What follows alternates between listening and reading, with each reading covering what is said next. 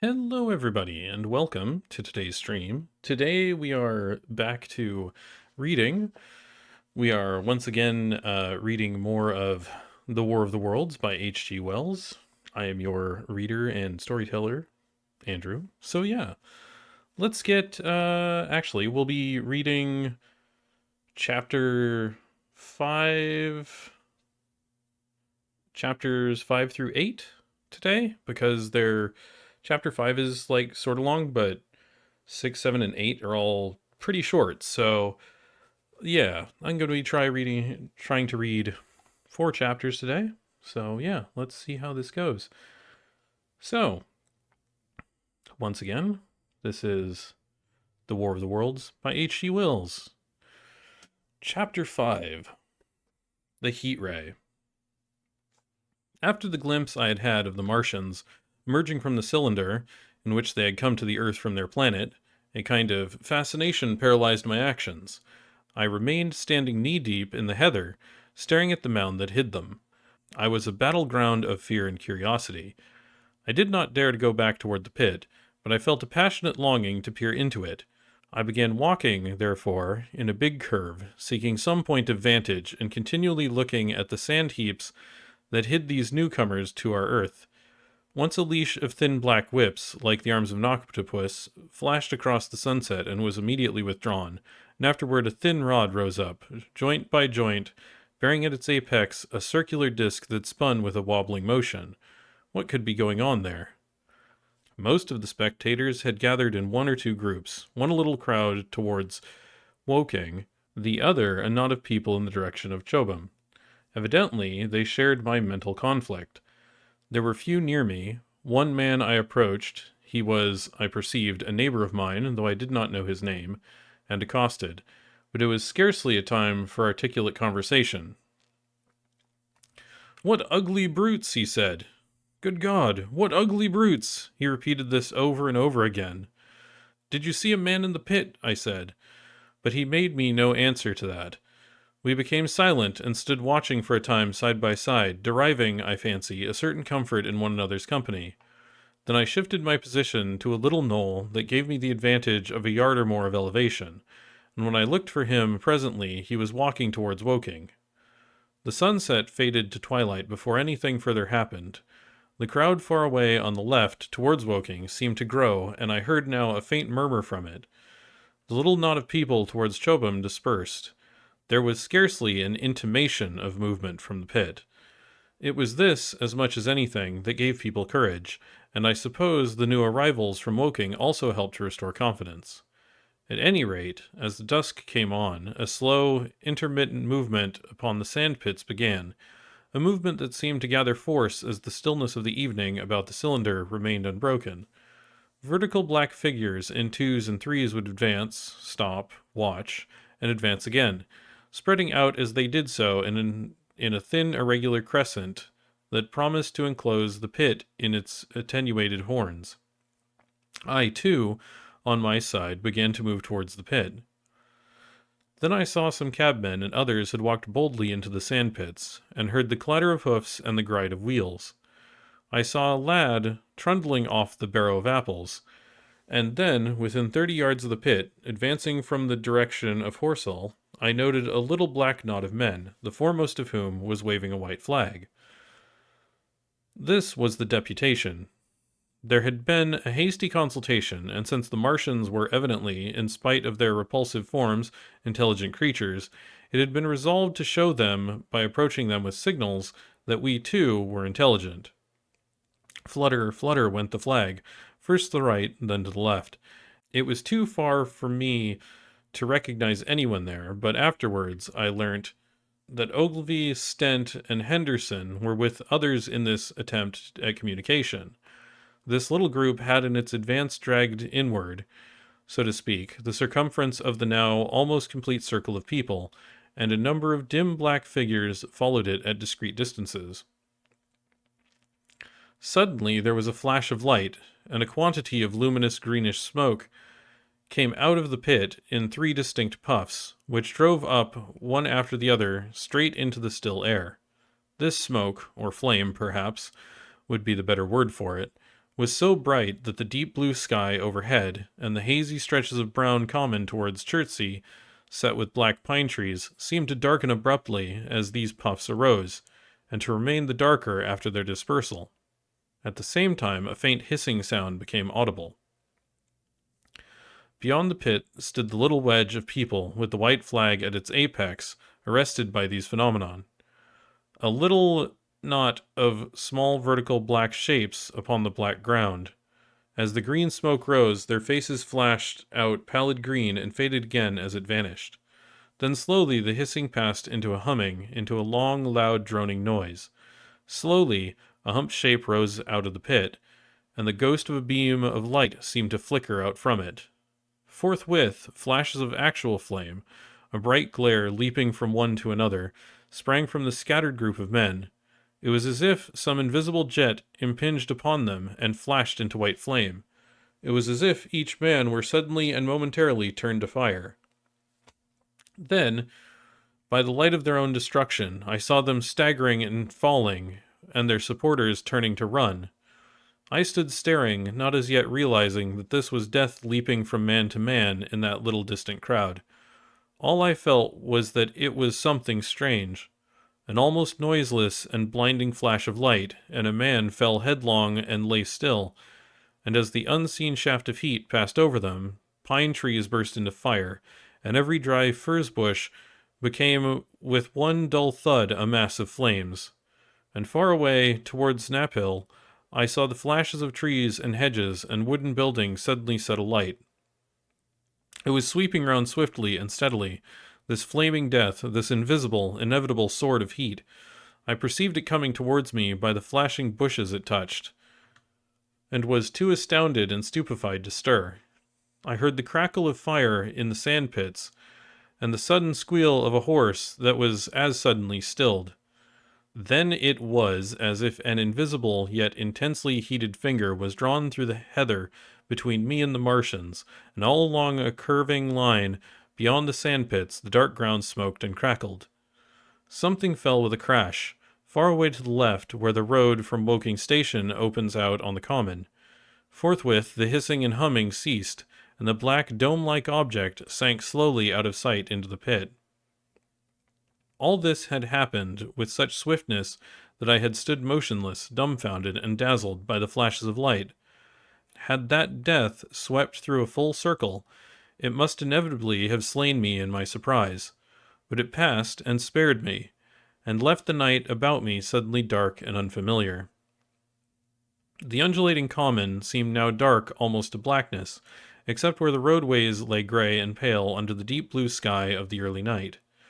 It was dark and suddenly void of men. Overhead the stars were mustering, and in the west the sky was still a pale, bright, almost greenish blue. The tops of the pine trees and the roofs of Horsell came out sharp and black against the western afterglow.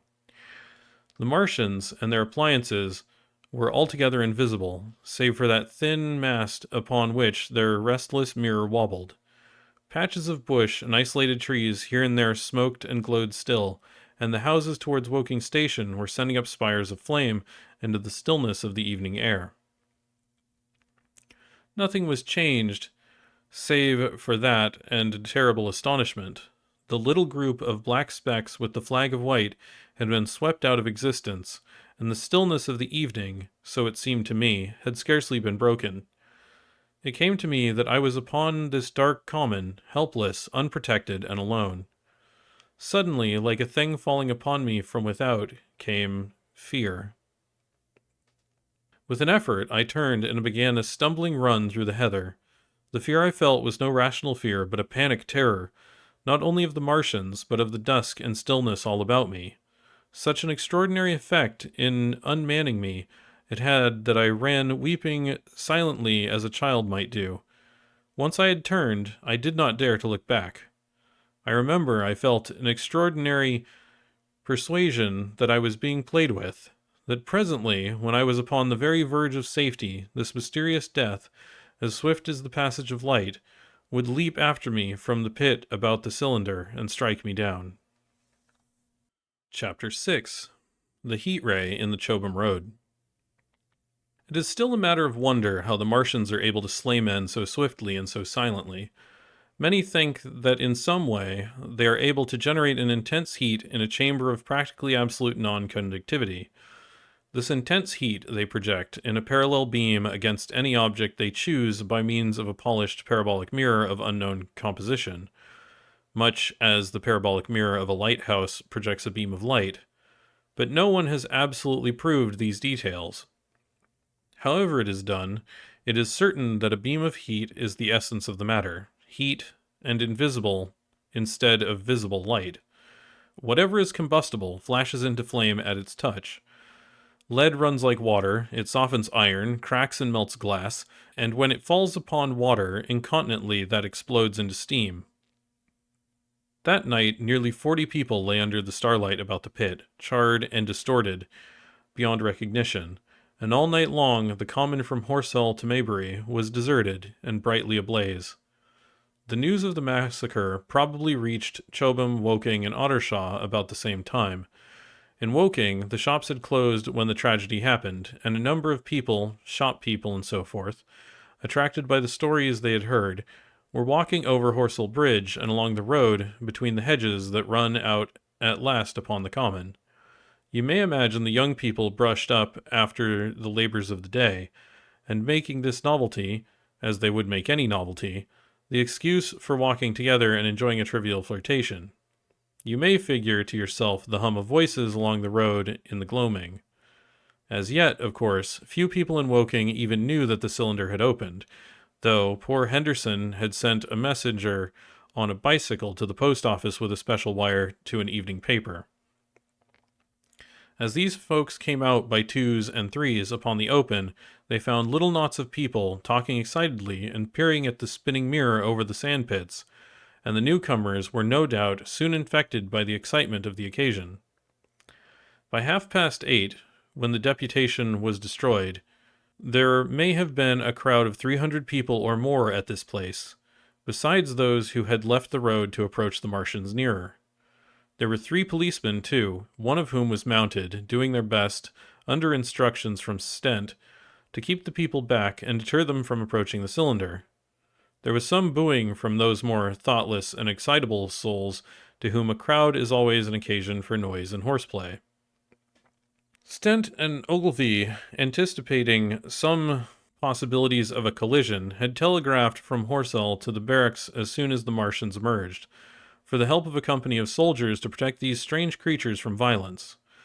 After that, they returned to lead that ill-fated advance.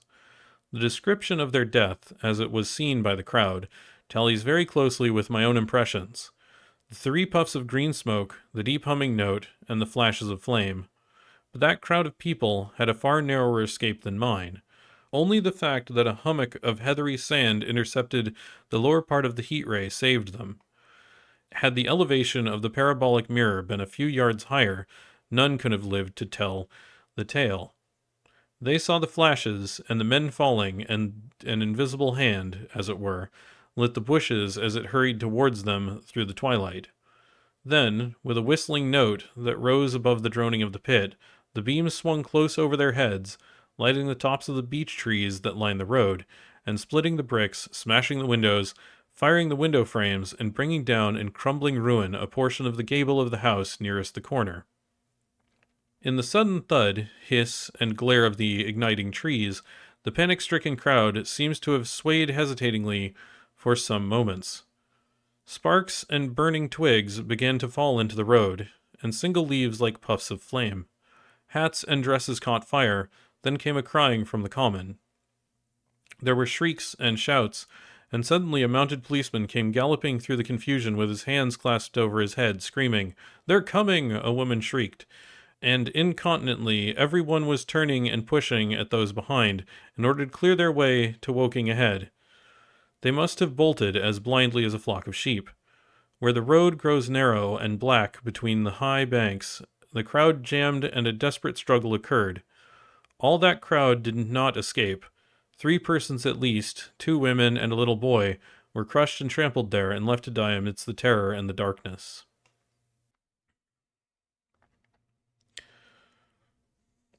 Chapter 7. How I reached home. For my own part, I remember nothing of my flight except the stress of blundering against trees and stumbling through the heather. All about me gathered the invisible terrors of the Martians. That pitiless sword of heat seemed whirling to and fro, flourishing overhead before it descended and smote me out of life. I came into the road between the crossroads and Horsell, and ran along this to the crossroads. At last I could go no further. I was exhausted with the violence of my emotion and of my flight, and I staggered and fell by the wayside. That was near the bridge that crosses the canal by the gasworks. I fell and lay still. I must have remained there some time. I sat up, strangely perplexed. For a moment, perhaps, I could not clearly understand how I came there. My terror had fallen from me like a garment. My hat had gone, my collar had burst away from its stud. A few minutes before, there had only been three real things before me: the immensity of the night, and space, and nature, my own feebleness and anguish, and the near approach of death. Now it was as if something turned over, and the point of view altered abruptly. There was no sensible transition from one state of mind to the other. I was immediately the self of every day again, a decent, ordinary citizen. The silent common, the impulse of my flight, the starting flames, were as if it were a dream. I asked myself, had these latter things indeed happened? I could not credit it. I rose and walked unsteadily up the steep incline of the bridge. My mind was blank wonder. My muscles and nerves seemed drained of their strength. I dare say I staggered drunkenly. A head rose over the arch, and the figure of a workman carrying a basket appeared. Beside him ran a little boy. He passed me, wishing me good night. I was minded to speak to him, and did not. I answered his greeting with a meaningless mumble, and went on over the bridge. Over the Maybury Arch, a train, a billowing tumult of white, firelit smoke, and a long caterpillar of lighted windows went flying south. Clatter, clatter, clap, rap, and it had gone. A dim group of people talked in the gate of one of the houses in the pretty little row of gables that was called Oriental Terrace. It was all so real and so familiar, and that behind me, it was fantastic, fantastic. Such things, I told myself, could not be. Perhaps I am a man of exceptional moods. I do not know how far my experience is common. At times I suffer from the strangest sense of detachment from myself and the world about me. I seem to watch it all from the outside, from somewhere inconceivably remote, out of time, out of space, out of the stress and tragedy of it all. This feeling was very strong upon me that night. Here was another side to my dream. But the trouble was the blank incongruity of this serenity and the swift death flying yonder, not 2 miles away. There was a noise of business from the gasworks, and the electric lamps were all alight. I stopped at the group of people. "What news from the common?" said I. There were 2 men and a woman at the gate. "Eh?" said one of the men, turning.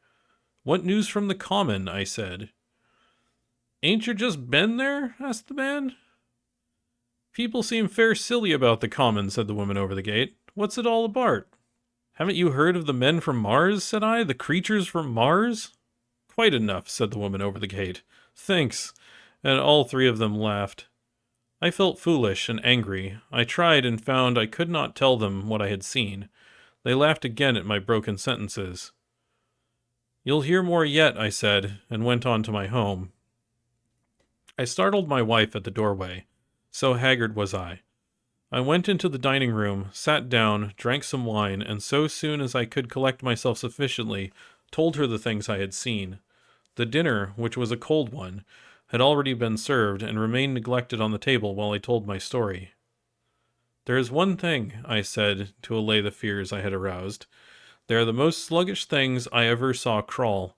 They may keep the pit and kill people who come near them, but they cannot get out of it.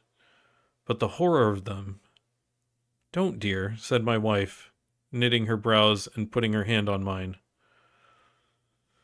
"Poor Ogilvy," I said. "To think he may be lying dead there." My wife, at least, did not find my experience incredible. When I saw how deadly white her face was, I ceased abruptly. "They may come here," she said again and again. I pressed her to take wine, and tried to reassure her. They can scarcely move, I said. I began to comfort her and myself by repeating all that Ogilvy had told me of the impossibility of the Martians establishing themselves on the Earth. In particular, I laid stress on the gravitational difficulty. On the surface of the Earth, the force of gravity is 3 times that it is on the surface of Mars. A Martian, therefore, would weigh 3 times more than on Mars, albeit his muscular strength would be the same. His own body would be a cope of lead to him, therefore. That indeed was the general opinion. Both the Times and the Daily Telegraph, for instance, insisted on it the next morning, and both overlooked, just as I did, 2 obvious modifying influences. The atmosphere of the Earth, we now know, contains far more oxygen or far less argon, whichever way one likes to put it, than does Mars. The invigorating influences of this excess of oxygen upon the Martians indisputably did much to counterbalance the increased weight of their bodies. And in the second place, we all overlooked the fact that such mechanical intelligence as the Martian possessed was quite able to dispense with muscular exertion at a pinch. But I did not consider these points at the time, and so my reasoning was dead against the chances of the invaders. With wine and food, the confidence of my own table, and the necessity of reassuring my wife, I grew, by insensible degrees, courageous and secure. "They've done a foolish thing," said I, fingering my wine-glass. "They are dangerous, because no doubt they are mad with terror. Perhaps they expected to find no living things, certainly no intelligent living things. A shell in the pit," said I. "If the worst comes to the worst, we'll kill them all." The intense excitement of the events had no doubt left my perceptive powers in a state of erethism. I remember that dining table with extraordinary vividness even now. My dear wife's sweet, anxious face peering at me from under the pink lampshade, the white cloth with its silver and glass table furniture. For in those days, even philosophical writers had many little luxuries. The crimson-purple wine in my glass are photographically distinct. At the end of it I sat, tempering nuts with a cigarette, regretting Ogilvy's rashness, and denouncing the short-sighted timidity of the Martians. So some respectable dodo in the Meridius might have lorded it in his nest, and discussed the arrival of that shipful of pitiless sailors in want of animal food. "We will peck them to death tomorrow, my dear." I did not know it, but that was the last civilized dinner I was to eat for very many strange and terrible days. Chapter 8. Friday Night. The most extraordinary thing to my mind, of all the strange and wonderful things that happened upon that Friday, was the dovetailing of the commonplace habits of our social order with the first beginnings of the series of events that was to topple that social order headlong. If on Friday night you had taken a pair of compasses and drawn a circle with a radius of 5 miles round the Woking sandpits, I doubt if you would have had one human being outside it, unless it was some relation of Stent, or of the 3 or 4 cyclists or London people who lay dead on the common, whose emotions or habits were at all affected by the newcomers. Many people had heard of the cylinder, of course, and talked about it in their leisure, but it certainly did not make the sensation an ultimatum to Germany would have done. In London, that night poor Henderson's telegram describing the gradual unscrewing of the shot was judged to be a canard, and his evening paper, after writing for authentication from him and receiving no reply, "The man was killed," decided not to print a special edition. Within the 5-mile circle, even the great majority of people were inert. I have already described the behavior of the men and women to whom I spoke. All over the district people were dining and supping, working men were gardening after the labors of the day, children were being put to bed, young people were wandering through the lanes love-making, students sat over their books.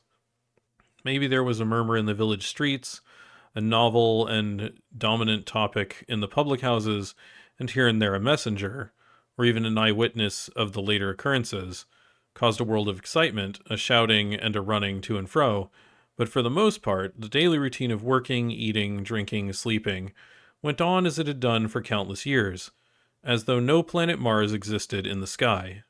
Even at Woking Station and Horsehill and Chobham, that was the case. In Woking Junction, until a late hour, trains were stopping and going on, others were shunting on the sidings, passengers were alighting and waiting, and everything was proceeding in the most ordinary way. A boy from town, trenching on Smith's Monopoly, was selling papers with the afternoon's news. The ringing and impact of trucks, the sharp whistle of the engines from the junction, mingled with his shouts of "Men from Mars!" Excited men came into the station with incredible tidings about 9 o'clock, and caused no more disturbance than drunkards might have done. People rattling London words peered into the darkness outside the carriage windows and saw only a rare, flickering, vanishing spark dance up from the direction of Horsehill, a red glow and a thin veil of smoke driving across the stars, and thought that nothing more serious than a heath fire was happening. It was only round the edge of the common that any disturbance was perceptible. There were half a dozen villas burning on the Woking border. There were lights in all the houses on the common side of the three villages, and the people there kept awake till dawn. A curious crowd lingered restlessly, people coming and going, but the crowd remaining, both on the Chobham and Horsehill bridges. One or two adventurous souls, it was afterwards found, went into the darkness and crawled quite near the Martians, but they never returned, for now and again a light ray, like the beam of a warship's searchlight, swept the common, and the heat ray was ready to follow. Save for such, that big area of common was silent and desolate, and the charred bodies lay about on it all night under the stars, and all the next day. A noise of hammering from the pit was heard by many people. So you have the state of things on Friday night. In the center, sticking into the skin of our old planet Earth, like a poisoned dart, was this cylinder, but the poison was scarcely working yet. Around it was a patch of silent common, smoldering in places and with a few dark, dimly seen objects lying in contorted attitudes here and there. Here and there was a burning bush or tree. Beyond was a fringe of excitement, and further than that fringe, the inflammation had not crept as yet. In the rest of the world, the stream of life still flowed as it had flowed for immemorial years. The fever of war that would presently clog vein and artery, deaden nerve and destroy brain, had still to develop. All night long the Martians were hammering and stirring, sleepless, indefatigable, at work upon the machines they were making ready, and ever and again a puff of greenish-white smoke whirled up to the starlit sky.